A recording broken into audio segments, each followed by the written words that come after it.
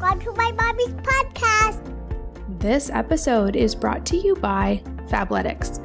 You've heard all the jokes about moms and yoga pants, but these jokes exist for a reason. Because yoga pants and leggings are comfortable and they're also practical, especially for those of us who work out almost every day, but have lots of other stuff going on too.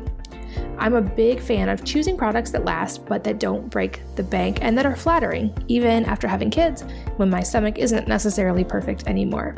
I run on a tight schedule to manage business, kids, and to sneak in self-care, so I need my workout clothes to be functional for deadlifts and also cute enough to run errands or take the kids to choir practice without needing to change. That's why I'm a little giddy that I finally get to partner with Fabletics. This is a company founded by the beautiful Kate Hudson. It's a fashion-focused activewear brand. Their mission is to empower women by making a healthy, active lifestyle accessible to everyone because of the exceptional price point. So no matter if you're ready to zen out in yoga, go to a CrossFit class, or just go for a jog in the park, Fabletics has something truly for every one of those activities, and they're all super cute, so you can wear them anywhere. Before I forget, Fabletics is offering all of you guys an incredible deal you don't want to miss.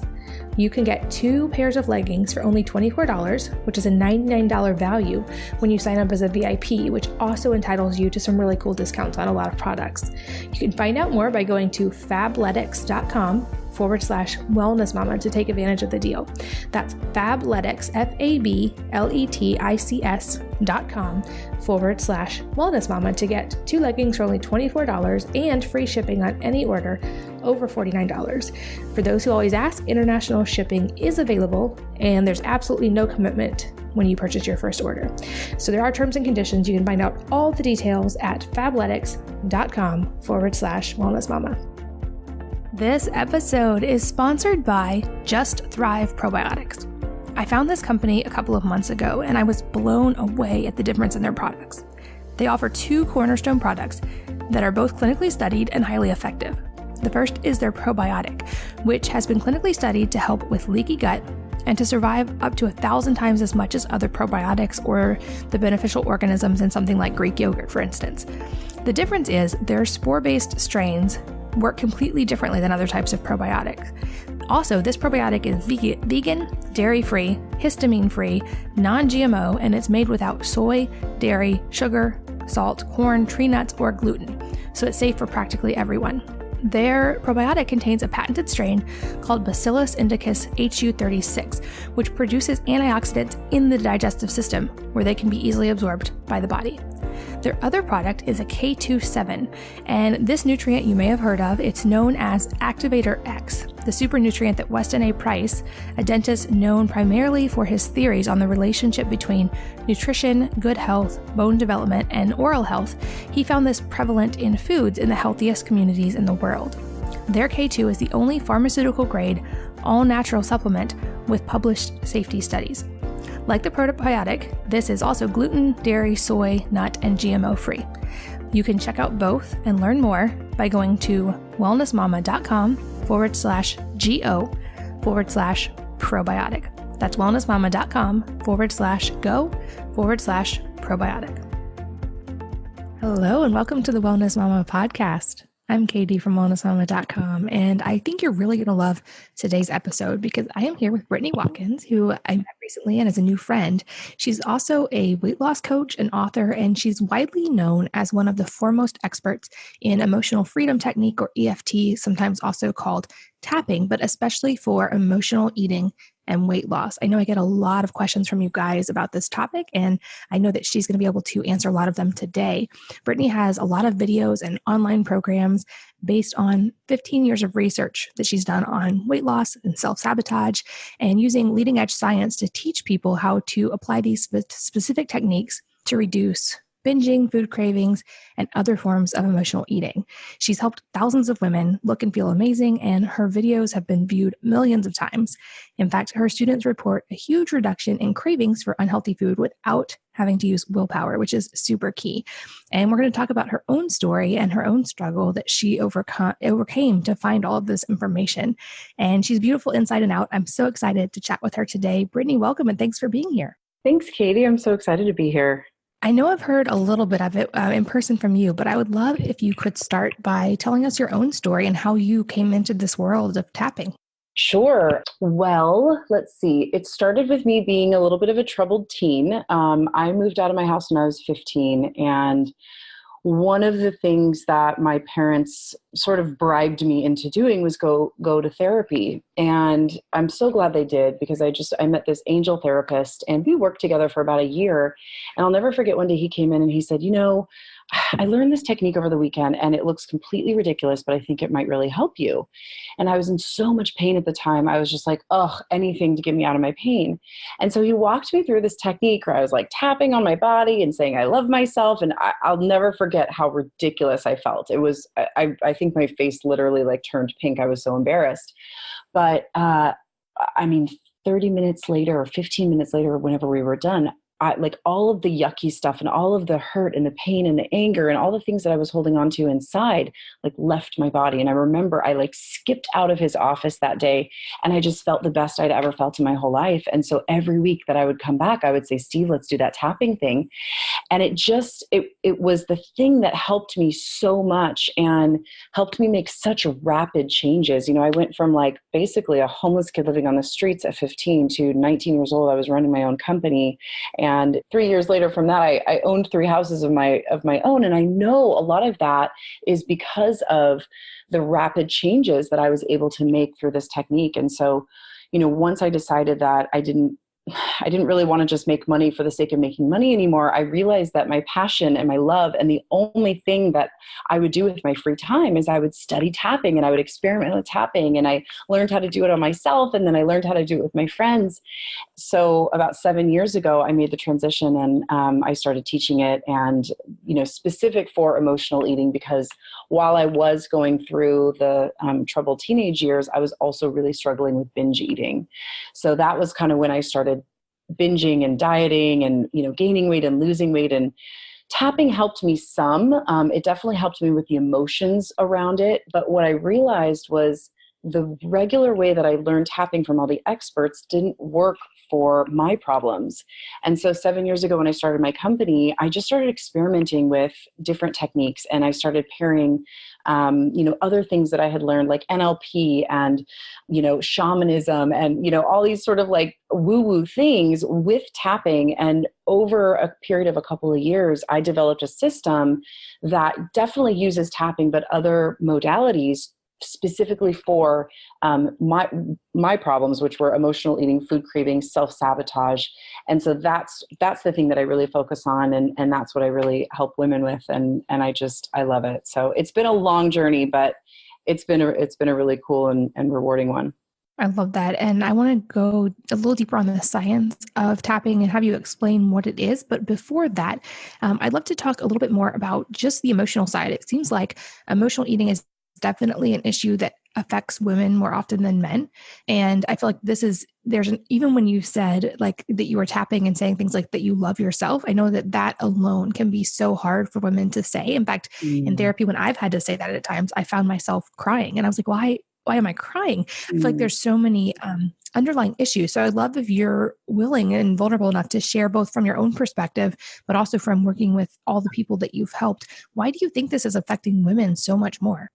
Oh, well, we typically are more emotional than our male counterparts. There are definitely women that are more logical, but if you break people up into, you either process information emotionally or logically, typically women process things emotionally. And I think that addiction in our society is really, really high, and food is a very easy, acceptable addiction to have. When we eat it, it soothes us. It makes us feel good, right? So it's really easy to eat a cookie rather than sit and actually feel and sort through your emotions. Women also, especially mothers, we've been taught that we have to do everything for everyone. And I think that at least most of the women that I work with, I know me personally, our parents and our mothers didn't set a good example of, I'm going to take care of me first and until my cup overfloweth, and then I take care of you. I think especially, you would know this better than me, there's a lot of shaming that goes on with moms if you're not putting your family first. And if you take care of yourself, it's like you kind of feel guilty and bad about it. And it's just backwards. It is absolutely backwards. But our society tells us that we need to take care of everyone before us. And so it's really, really hard programming to change. But deep down, we know that we want to take care of ourselves. So it's just a really easy way to kind of take care of ourselves, to give us that little like soothing feeling of eating a cookie or, eating some pizza or eating some kind of like naughty food. It gives us this boost of serotonin, which makes us feel really good. And that's actually what we're looking for. We're looking for ways to feel good. So I don't know. Does that answer your question?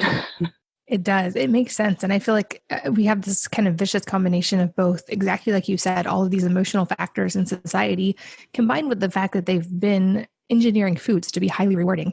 And so we're kind of fighting a battle on both fronts. And I know I get a lot of questions about tapping, and it's not something I'm an expert in by any means. So I'd love if you could just start, even for my sake, with a very basic explanation of like what tapping actually is and what the process looks like.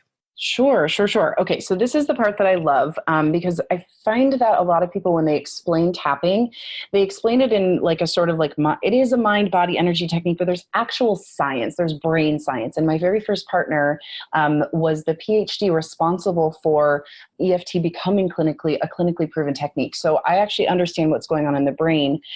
So I'll explain that part of it to you because I think it's super, super interesting. And once people understand this, it's like, oh, okay, even though it looks kind of weird, it's easier for them to give themselves permission to actually do it. So essentially what happens is we have this area of our brain called the hippocampus, and the hippocampus is where we store all of our memories. Now with brain imaging devices, when we go in and we look at the hippocampus, we can see all these like tiny indentations on it. It kind of looks like a sponge, a sponge with a bunch of holes. So what these indentations are basically negative memories. So we all have hundreds of thousands of negative experiences that happen in our lives, right? It could be something really, really extreme to something like being startled by a barking dog or somebody dropping a cup and a glass breaking, right? So we have this storage center basically of all these negative memories that we have and positive ones.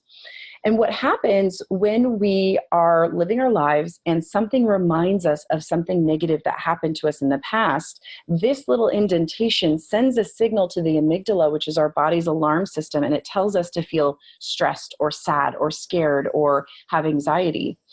And so what tapping does, and this is what I love about tapping so much, is when we're working with it, we zero in on the problem. And so, if you and I are talking about cravings, we'll zero in on the actual memory that you have of eating that food. Or if we're talking about emotional eating, we'll zero in on the memory and the negative feeling that's causing you to want to eat emotionally.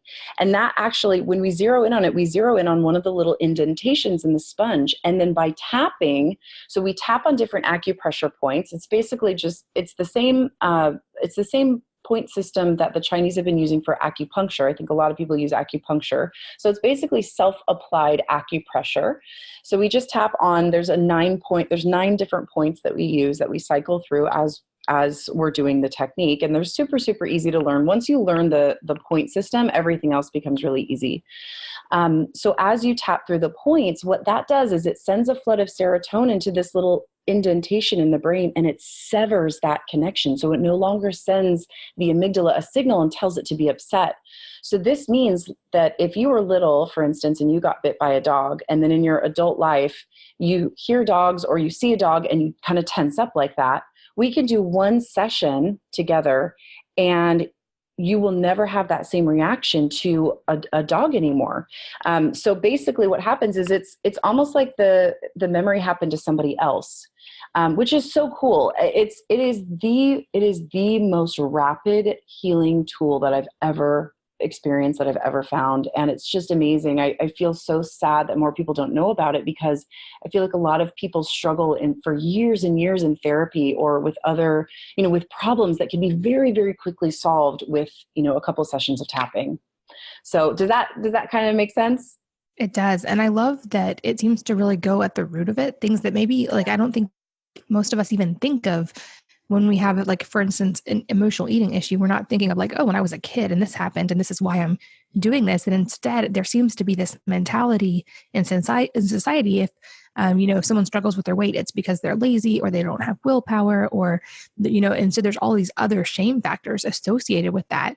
And so I feel like there is so much freedom in what you're saying for people of just realizing this actually goes back to so much more than just the willpower side. Oh, that is like one of my biggest motivations for teaching women about these tools, because it makes me cringe how much women blame themselves and shame themselves for not being able to stick to a diet plan or not being able to stick to a healthy weight loss plan. Because it is so difficult, you're right. And most of the problems that are connected to weight are happening in the subconscious mind, which means that if you're not trained and if you don't know how to get to these problems, and if you don't know how to get to these memories, you're basically just fighting yourself. And that's what all of my techniques do. And I'm all about self-empowerment. So all of my students, even that just take my courses, they learn how to do these techniques to themselves. So they don't always have to come to me or listen to a program or, deal with a therapist in order to get the change. I love self-empowerment. So it's like, if you have a food craving, this is the technique that you do. If you want to eat emotionally, this is the technique you do. This is how you get to that memory. And this is how you change it, because it's not about willpower. It really isn't. We have very, very strong memories and imprints that are causing us to crave unhealthy foods or causing us to eat when we're not really hungry. And, that's why I do things like this, to just educate women and let them know that it's really not your fault. It is so hard to make the decision to lose weight when you have all this underlying subconscious stuff that's going on that hasn't been cleaned up yet. That makes total sense. And so I'd love to get a little more clarity on just a couple of terms. When we talk about, for instance, cravings versus emotional eating, can you kind of define what those are and how they're similar or different and what they both might relate to? Sure. Okay. So I love teaching people about this because it makes so much sense once you understand this concept. So cravings are typically foods that you think of that you can't keep in the house, right? So like, with some students, it's tortilla chips. With other students, it's chocolate. It might be ice cream or pizza. They're kind of typical like junk food type of foods. So when and these are typically foods that you will really go out of your way. Like when you're having a craving for these foods or for this food, you only want this food and you will go way out of your way to get this food. So like I once had a client that drove 35 minutes out of her way to get this certain ice cream from this certain place. And she wouldn't keep it in her house because she knew that she would eat all of it as soon as it was in the freezer. So she didn't keep it in her house, but when she wanted it, she would drive totally out of her way to go get it. So it's those types of things. And people probably, you'll know if you have one of these foods in your life, you'll know it, right? You'll be kind of like nodding your head and smiling right now. So typically with these foods, so for me, it was chocolate chip cookies. I'll just give you mine. For a lot of women, it's chocolate. So cravings, going back to the memories and the hippocampus, cravings typically come from memories of eating this food with someone we love or during a time that was really positive for us. And so just kind of as an exercise to have everyone do right now, think about the food that you can't keep in the house that you just totally devour if it's around, and think about your earliest memories of eating that food. Who did you eat it with? What was going on in your life? 90% of people who struggle with food cravings will go back to a positive memory. So like maybe it's ice cream Sundays. Like every Sunday I'd go get ice cream with dad, and that was such a special day and I didn't get to see him a lot during the week. Or if it's pizza, I hear a lot of times like it was Friday night pizza Fridays. And it's that nostalgia of those positive memories that get wrapped up in this food. And so what happens later on in life as you're an adult is whenever you're stressed out, you're overwhelmed, you're not feeling great, you eat this food. And because your brain has organized it in the filing cabinet of love, so it's not in a food filing cabinet, it's in a love filing cabinet. So when you eat it, you feel all this same flood of emotions, same feelings of love and safety and security and mom's love or grandma's love or dad's love or whoever it's connected to. And that makes you feel really good. And so you'll tend to overeat it because, who could ever get too much of mom's love or grandma's love, right? So that's where cravings come from. And when I talk about this, typically, like, I'll see people just like, pouring tears down because they've never made that connection that this food is connected with those people. And it's really, really easy to reprogram this so that you can eat those foods without overeating them. You basically just have to tell your brain, hey, this food doesn't go in the love filing cabinet. It goes in the food filing cabinet, and the love stays in the love filing cabinet. So that's just kind of, it's just like your wires are a little bit crossed when it comes to these foods. Some people only have one or two of these foods. Some people have a ton of them. I think I had like more than 40 different foods when I was first working on this. It does. That's super fascinating because even as you were saying that, I was thinking, wow. So for me, it was never sweets. I've never liked sweets very much. But it was like warm bread. And it reminded me that like that was one of my earliest childhood memories. At like 2 years old was making bread with my mom. And now I can't eat gluten. So I haven't had that in years and years, but it's interesting how like that connection was immediate. Or things like Mexican food, because we would only ever go out to eat like twice a year. And it was usually for Mexican food. So that's interesting, like how there are those ties to childhood things. I hadn't even thought about that before. Yeah. And it's so cool. And when you understand these concepts, you start to realize that it really isn't your fault that you're overeating this. Like you're stressed. Like life is stressful. Having kids is stressful. Running a house is stressful, or your business, whatever is going on in your life, it's stressful. And so when you realize that, you're using this food, you're eating this food because it means love, you can start to kind of have some compassion for yourself when you overeat or when you eat these foods, because you realize that it would be so hard. Like it basically, if you tell yourself that you're not going to eat warm bread and you're having a really stressful day and you've told yourself, okay, I'm not going to eat any warm bread, you're basically telling yourself, I can't get any of my mom's love. And that's hard. It's hard to resist that at the end of the day when you're really stressed out. So that's why so many women struggle with dieting, because they'll typically cut out the foods that they love so much, but also because they're connected to these emotions. And so what I find with our students is that once you disconnect these foods from the emotions, you can still have a little bit of bread and chocolate and whatever your favorite foods are, but you just don't overeat them. So it becomes a lot easier to stick to healthy eating plans. So I don't talk about dieting. I don't teach people to diet at all.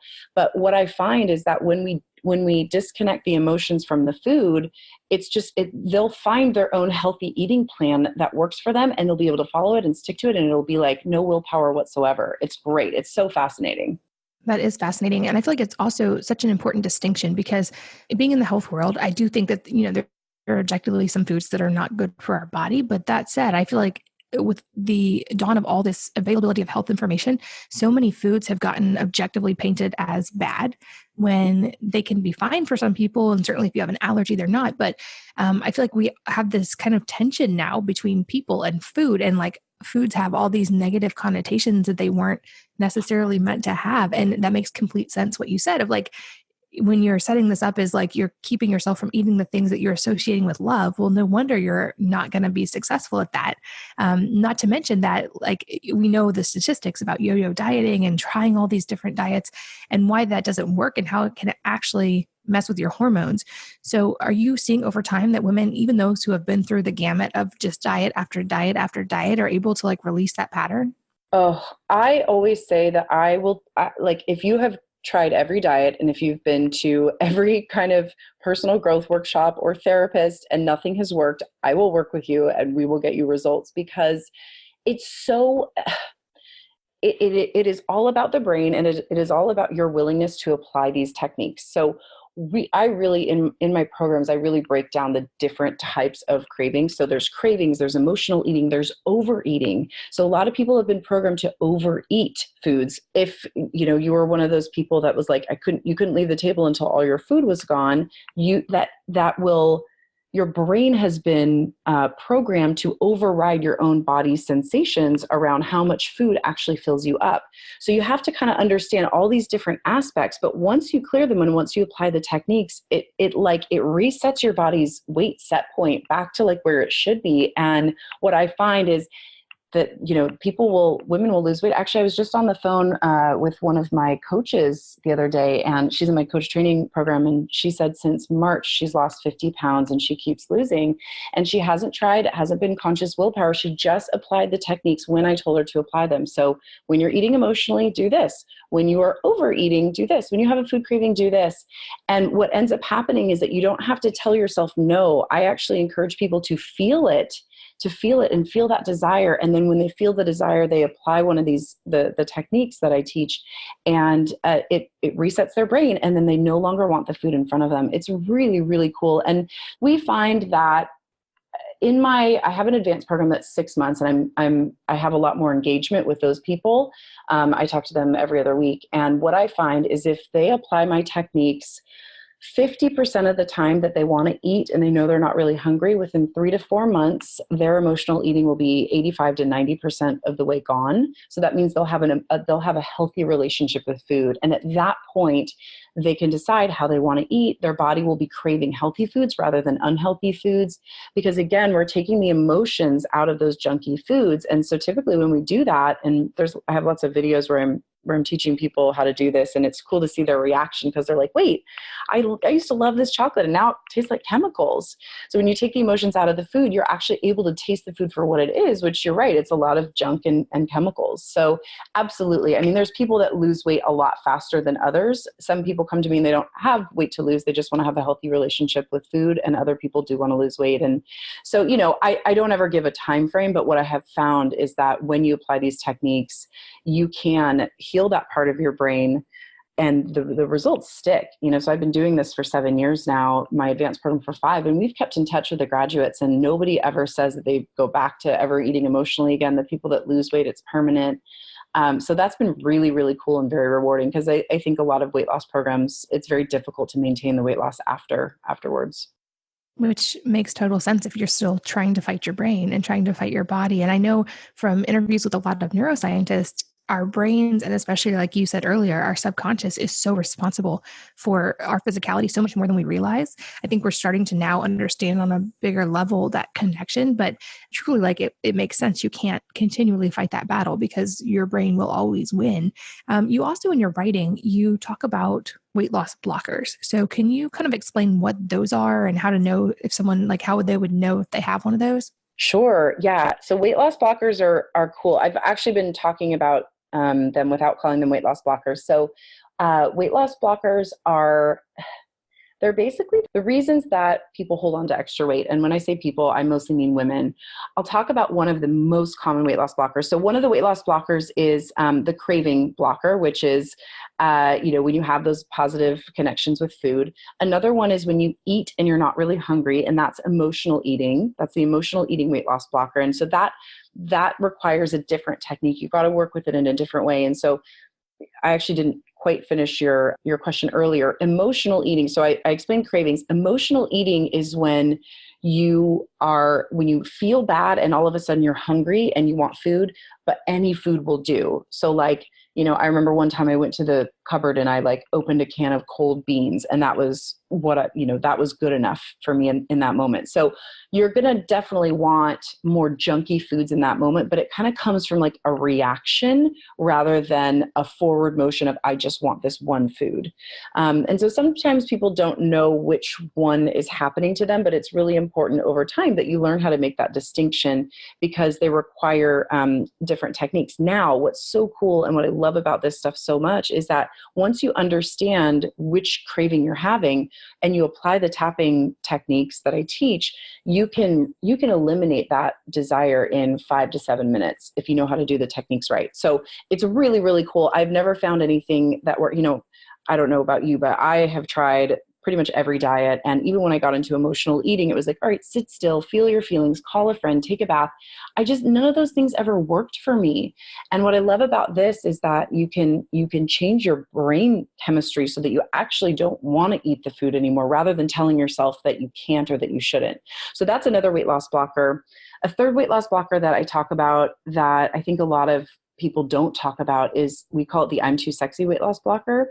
And this is basically a fear that you'll get more attention, sexual attention, when you lose weight or if you release the weight. And this can come from, and a lot, it's so sad, but so many women, including myself, have struggled with, or have had some sort of sexual abuse happen in their past. But I define sexual abuse from anything from, what we think of as sexual abuse to somebody just making you feel uncomfortable about your body. I once had this client who she could never understand why she would eat emotionally around her grandma. She's like, gosh, I don't know what this is, but my grandma is such a trigger for me. And then she was in my class and she went to go visit her grandma and she came back and we were talking on the phone on one of our calls and she goes, oh my gosh, I get it. My grandma always comments on my body. She'll either tell me I'm too skinny or I'm gaining weight. She's always looking at my body. And so even something like that, where somebody's just like noticing your body and saying something about it to you, that can be a violation that would make you not feel safe to release the weight. So that's another weight loss blocker. And again, if you don't know to look for these things and you just try dieting, like, of course you're not going to release that extra weight because your brain doesn't think it's going to be safe if it loses this weight. So those things need to be addressed first. And then it makes the weight loss and sticking to a healthy eating plan or exercising regularly so much easier. It almost becomes natural, but you've got to address these deeper seated things first. Yeah, totally get where you're coming from with that. And I think also it's important, like most of the people listening are women. And so I feel like being able to even just talk about these things, it's so important to be able to work past them. And so I can say, it's not something I talk about often, but from my own past, I also had sexual assault when I was a teenager. And I remember actually something I've been working through recently, even in therapy, because I largely thought I was over it, but realizing I had put up emotional walls and it like that they translate to physical walls of I will never be hurt again. And so I had put up these walls and having to break through that is very, very difficult. And so I'm curious, can they come with more than one of these potential barriers? And if so, do you work through them one at a time, or do they have the tools to work through them all at once? Or how do you handle that?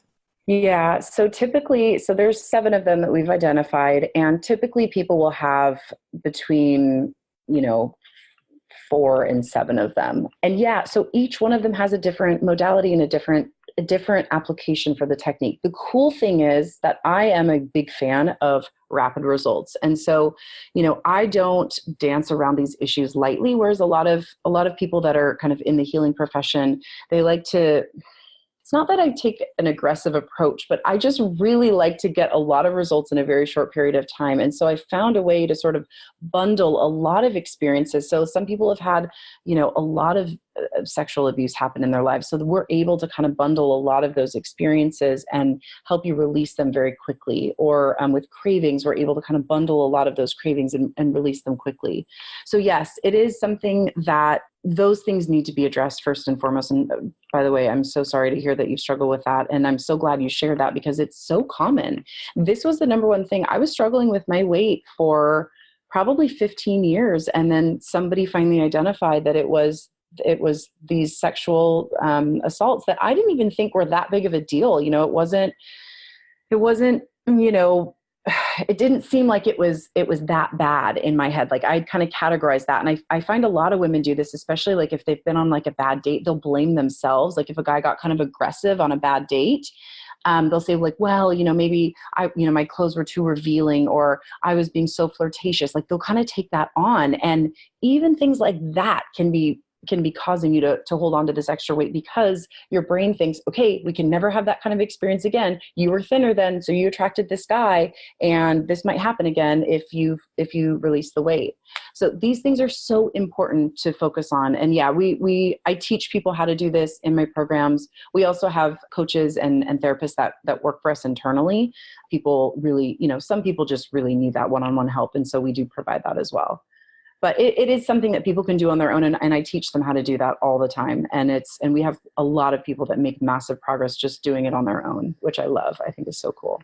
That is awesome. Because even if as you're talking of your one client who had the grandmother and the comments about her body, I would guess those are things that are even difficult to have to talk through with a therapist. And so if you are giving women these tools to be able to start to handle that at home, there probably is an empowerment there. And I know for me, at least, talk therapy has been largely ineffective in my life. I just feel in a sense, it can make it worse at times, or maybe I just haven't worked through it effectively. But I love that you're giving women the tools to actually start moving through it on their own, even if they're not ready to work through it in a more public way. I also know that it seems like as we get toward the holidays, this is maybe something that can be worse for a lot of people in that time of year. And I don't know, I'd love to hear your take on that. I know there's all these, every magazine cover this time of year is about how to not gain weight during the holidays. But after everything you've just explained, I also think, wow, well, you're around your family and you're probably around all these triggers and around all these foods that bring back emotions because they were tied to a holiday or a good memory. So do you have anything specific as we enter that time of year where we're around family that could be both good or bad and trigger different situations, tools, especially for that? Totally. I have to say, I'm so glad you brought up the holidays because this is my busiest time of year. And it's so funny that, it's not funny. It's ironic that I have sort of like a weight loss business, but our busiest time is during the holidays because you're so right. People get triggered. There's tons of holiday food around. People start overeating. It's food that you haven't necessarily eaten all year. There's tons of memories tied up with it, like family memories. And so yes, there is an amazing technique. I used to just keep it in my programs for paid students, but I just got so frustrated a couple years ago that more women didn't have access to this. And so I just gave away one of my most powerful techniques for free. I'm happy to give it to your students. If you go to pushthefoodaway.com, there's a 35-minute video of me walking you through the technique for emotional eating. So typically the holidays are very emotional. We get triggered by our family. It's stressful. There's a lot going on. We're hosting people. We're kind of running around like chickens with our head cut off. So that's going to trigger a lot more emotional eating than normal. And so, just as my gift to you and your listeners, and just doing good to the women in the world, please go watch this video and learn the technique. You can actually tap along with me. It's a video of me walking you through it. So it's super, super easy. But that is probably one of the best ways to get through the holidays, is to use this technique. And what you will find is the more you use this technique, the less triggered you'll be. So you might use it one day and then the next day or later on that night, you'll notice that you aren't going over to the dessert table or you ate way less at dinner than you would normally. So these are really, really cool techniques that work with your subconscious so that you don't have to willpower your way through eating less. That is so uncomfortable and it just doesn't work, and it creates stress and it makes you cranky with your family and with the people that you love. So don't do that. Use this technique instead and you'll notice massive changes. Got it. I'll make sure we have that link. This episode is brought to you by Fabletics. You've heard all the jokes about moms and yoga pants, but these jokes exist for a reason. Because yoga pants and leggings are comfortable and they're also practical, especially for those of us who work out almost every day, but have lots of other stuff going on too. I'm a big fan of choosing products that last, but that don't break the bank and that are flattering, even after having kids, when my stomach isn't necessarily perfect anymore. I run on a tight schedule to manage business, kids, and to sneak in self-care. So I need my workout clothes to be functional for deadlifts and also cute enough to run errands or take the kids to choir practice without needing to change. That's why I'm a little giddy that I finally get to partner with Fabletics. This is a company founded by the beautiful Kate Hudson. It's a fashion-focused activewear brand. Their mission is to empower women by making a healthy, active lifestyle accessible to everyone because of the exceptional price point.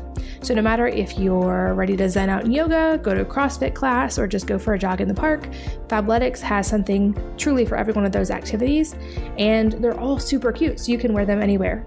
Before I forget, Fabletics is offering all of you guys an incredible deal you don't want to miss. You can get 2 pairs of leggings for only $24, which is a $99 value when you sign up as a VIP, which also entitles you to some really cool discounts on a lot of products.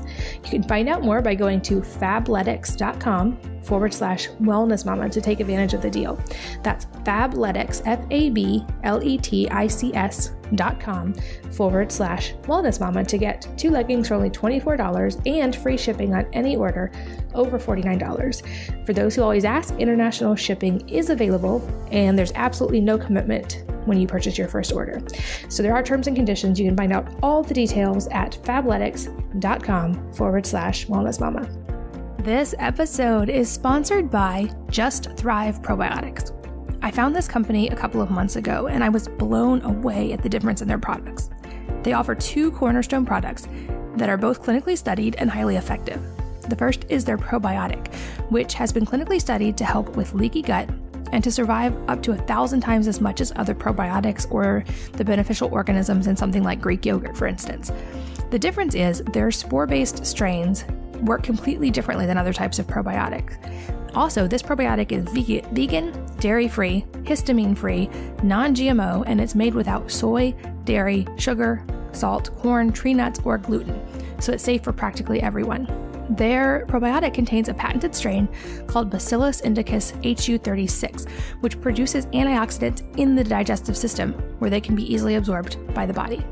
Their other product is a K27, and this nutrient you may have heard of. It's known as Activator X, the super nutrient that Weston A. Price, a dentist known primarily for his theories on the relationship between nutrition, good health, bone development, and oral health, he found this prevalent in foods in the healthiest communities in the world.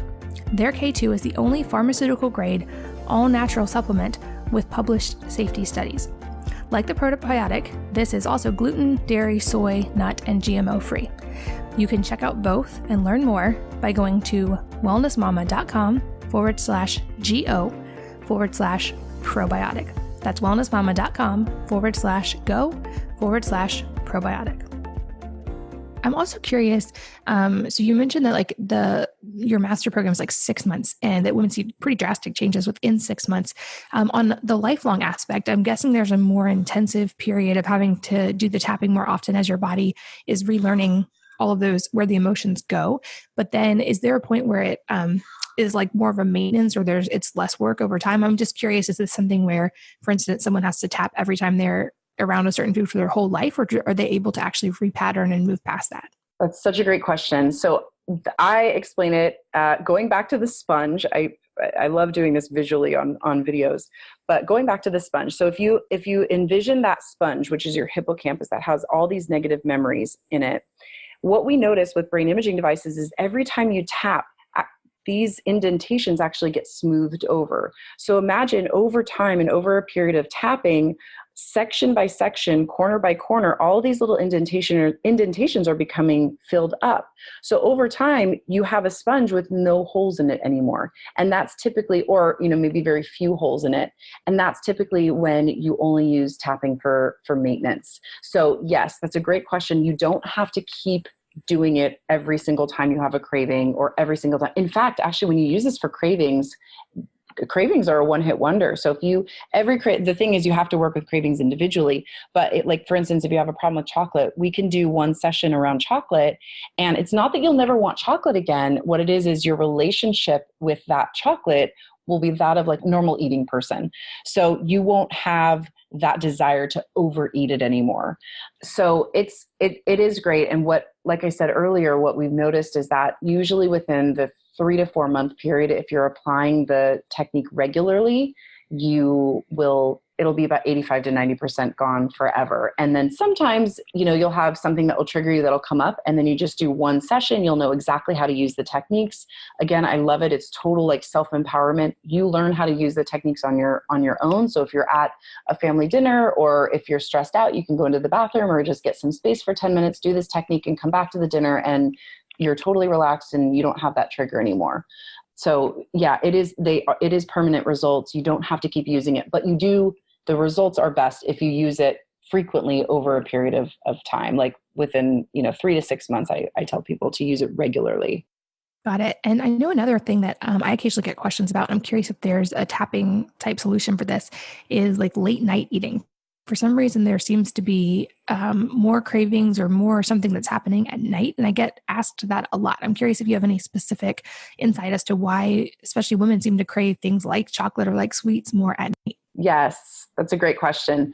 So that would fall into the category of emotional eating. So you're eating because the kids have gone to bed, you've had a long, stressful day, this is finally your time. But it's actually coming from a desire to get away from stress. So nighttime eating, if you watch that video, and if you imagine yourself, or if you do it at night when you're craving some foods, you'll notice within 5 to 7 minutes that you won't have the desire for food anymore. Also, just from a tactical standpoint, this typically comes from, there's a couple reasons that women do this. Number one, they're not managing their stress well during the day. number two, sometimes they wake up and they start their day off dieting and they don't eat enough during the day also.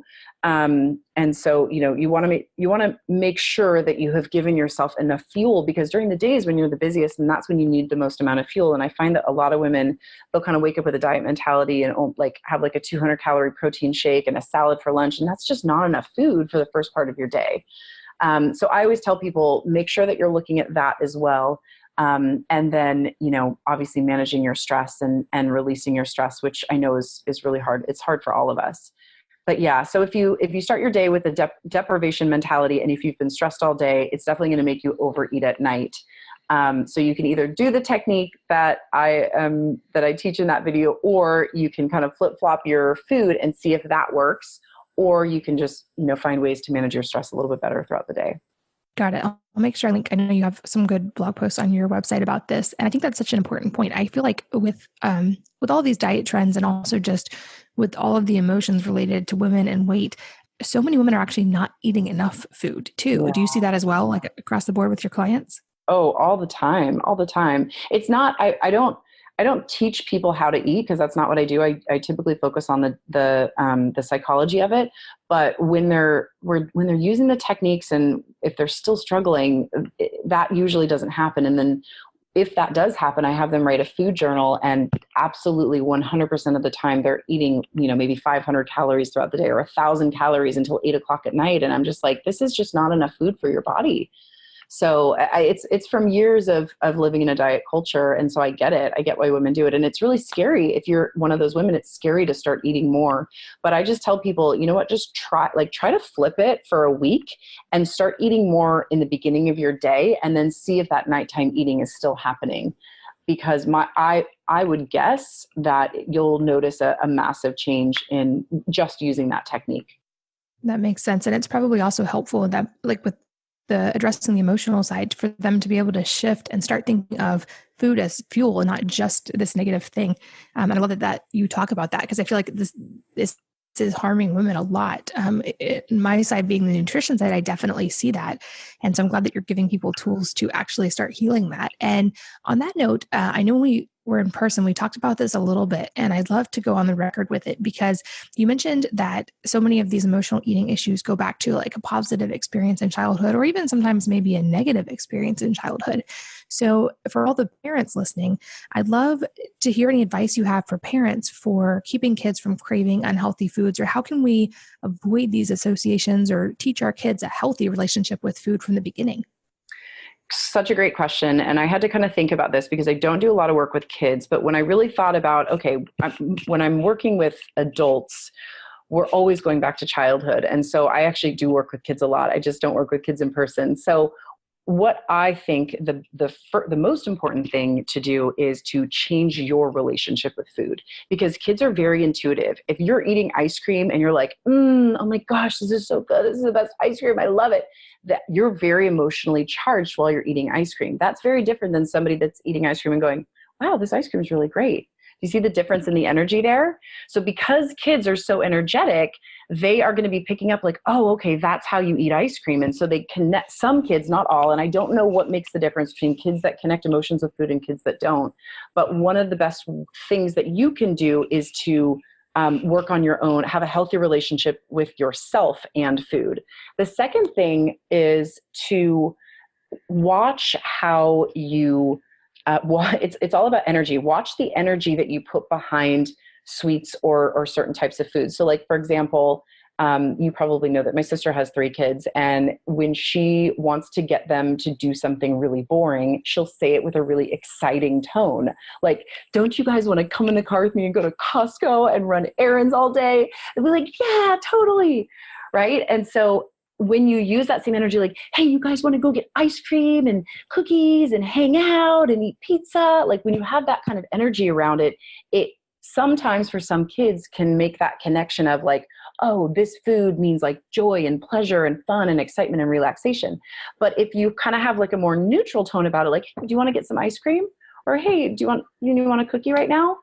It's very different. It's just neutral. It's like, this isn't something that is something to be overly excited about. It's just normal. It's like saying, do you want a slice of pizza, or do you want a chicken breast, or do you want to eat dinner tonight?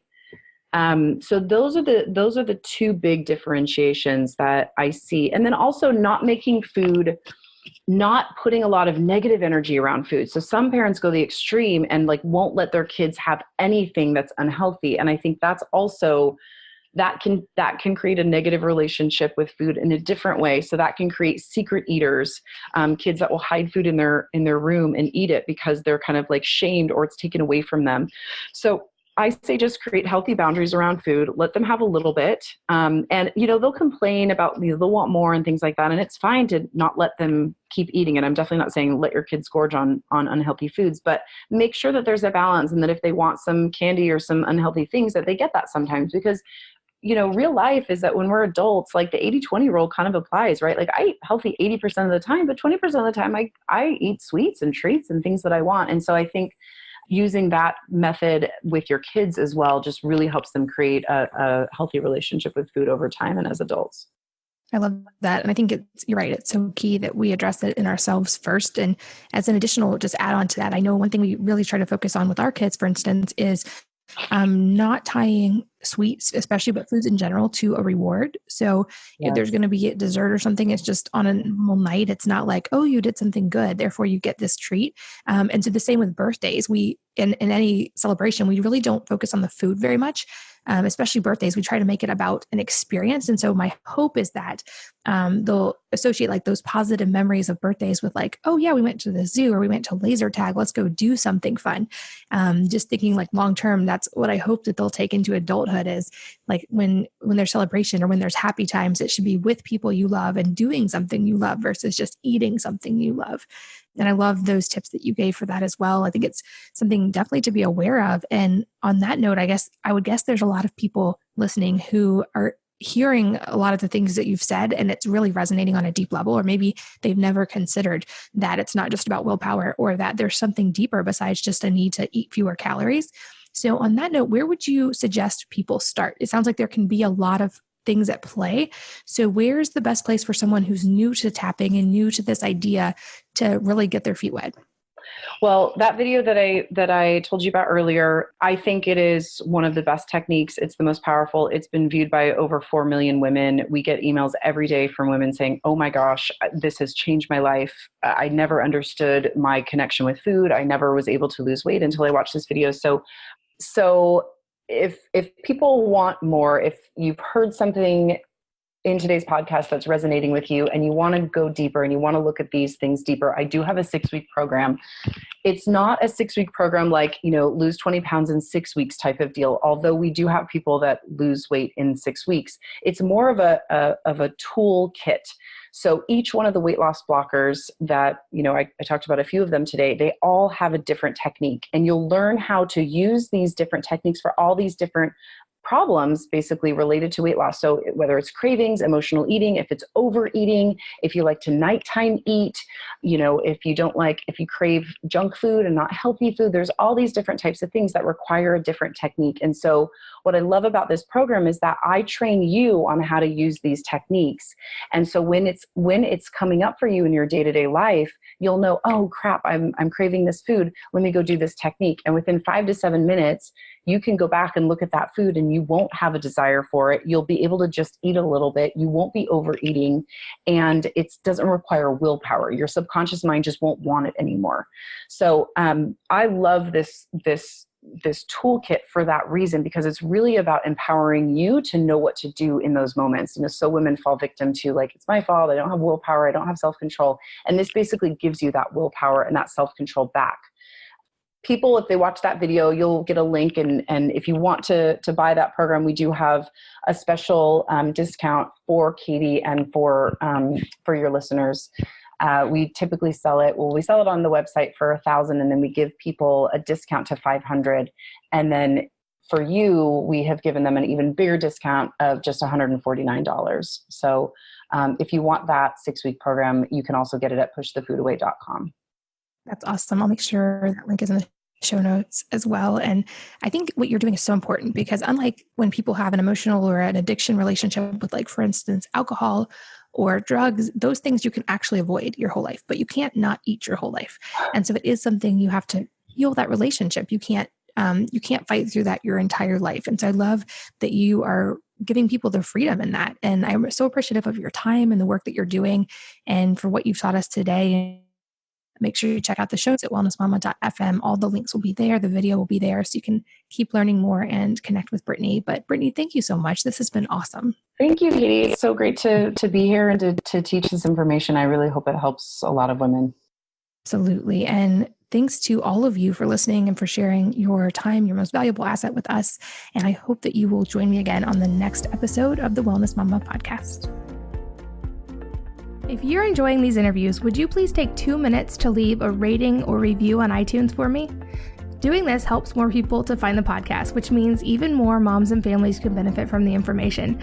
I really appreciate your time, and thanks as always for listening.